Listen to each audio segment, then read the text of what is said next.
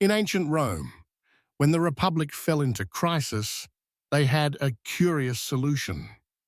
They suspended the rules of debate and appointed a dictator for 6 months, not to destroy the Republic, but to save it. It was meant to restore order and then step down. The idea was not tyranny, but efficiency. Sometimes, the Republic needed one voice to cut through the noise. Today, we live in democracies that would never tolerate such a thing, and rightly so. Yet the longing for decisiveness has returned. People are not turning against democracy because they hate freedom.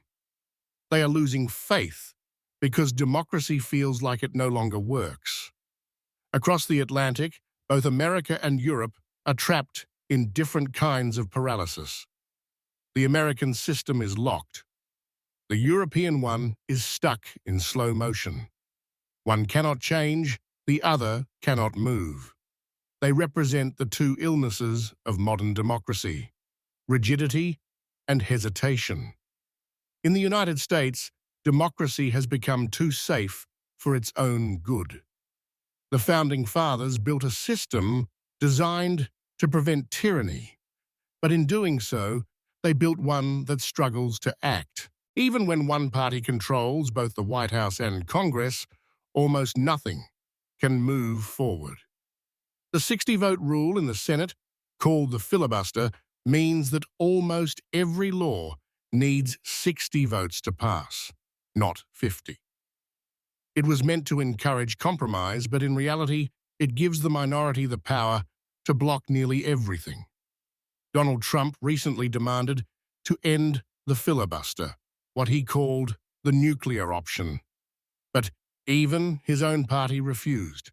Republicans feared that if Democrats later took power, they might use the same rule change to make Washington, D.C. and Puerto Rico full states with 4 new senators. So both sides protect the gridlock that keeps them safe, even if it keeps the country frozen. Let me be clear, I dislike every single policy of Donald Trump. But the truth is, even now, many Republicans and many ordinary Americans don't really understand who is responsible for their country's paralysis. The system is so complex that blame becomes invisible. I saw an old woman online struggling to make sense of it all, blaming the Democrats for the government shutdown, when, in fact, no one can tell anymore who caused it. When democracy becomes this confusing, ignorance becomes a weapon. People like Trump rise not because they solve problems, but because they exploit the fog of responsibility that the system itself creates. When the US government shuts down, as it often does, nobody knows who to blame.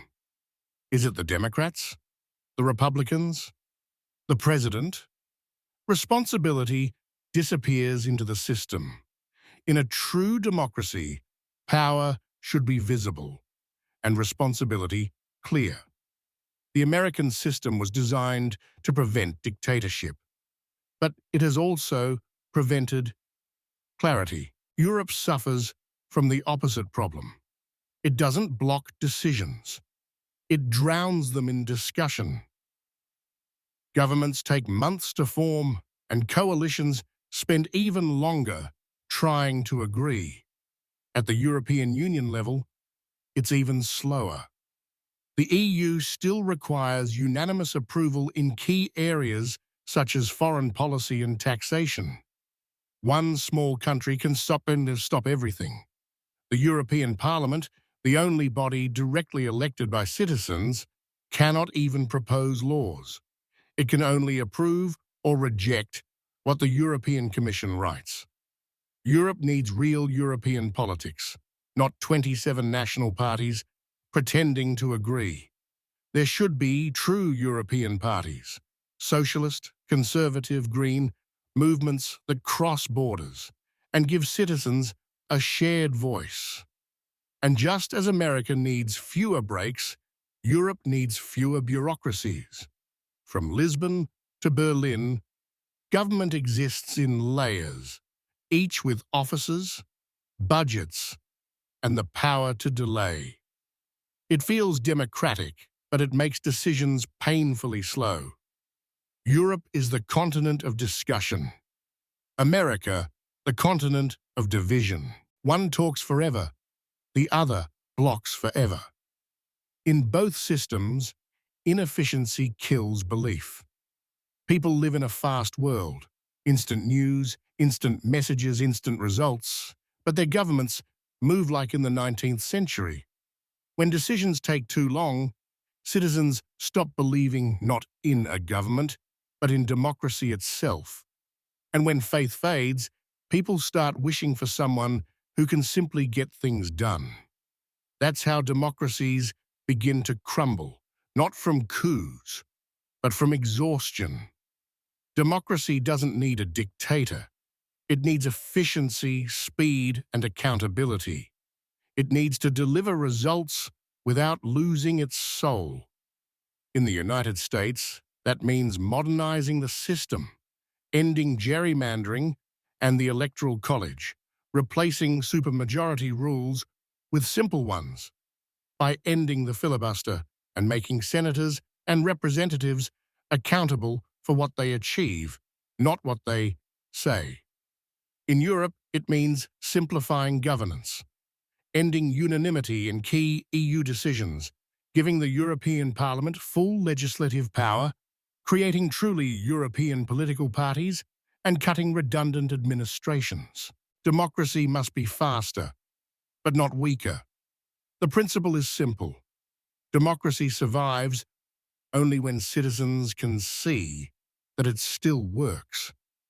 50 years ago, people doubted their governments, but not democracy itself. Today, they doubt both.